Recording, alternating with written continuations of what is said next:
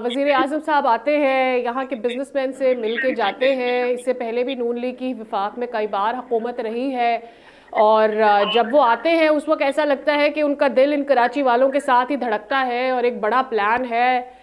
लेकिन फिर बाद में हम देखते हैं वो चले जाते हैं, सिंध वाले रोना रोते रहते हैं कि हमें तो हमारे फंड तक नहीं मिल रहे। ये कैसी मोहब्बत है कराची से? देखिए मोहतरमा, पूरी दुनिया में एक चीज राइज है, हर शहर इलाका का एक रीजन का अपना एक ज़बान होता है, एक अपनी कल्चर होती है, उसकी रिवायतें होती हैं, और कल्चर जो है वो सदियों में पनपता और बनता है। कराची में भी एक कल्चर क़याम पाकिस्तान के बाद डेवलप होना शुरू हो गया, पनपना शुरू हो गया, बनना शुरू हो गया।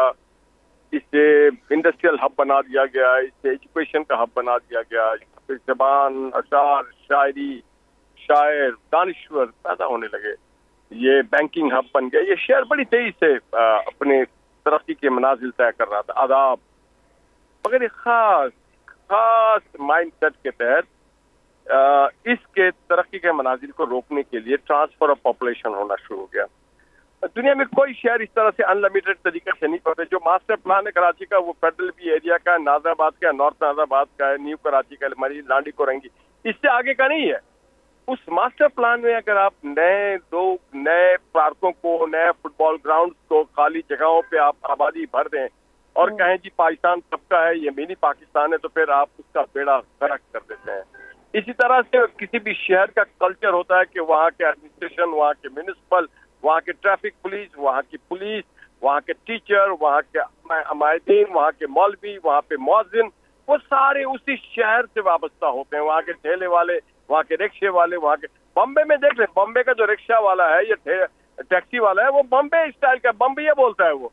मगर हमारे शहर को बर्बादी की तरफ जानबूझ के ढकेला गया।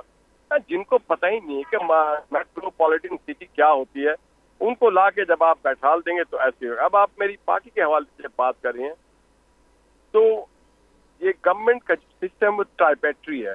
सबसे नीचे है यूसी, फिर है टाउन या मेयर या चेयरमैन, फिर प्रोविंशियल गवर्नमेंट है, फिर फेडरल गवर्नमेंट है।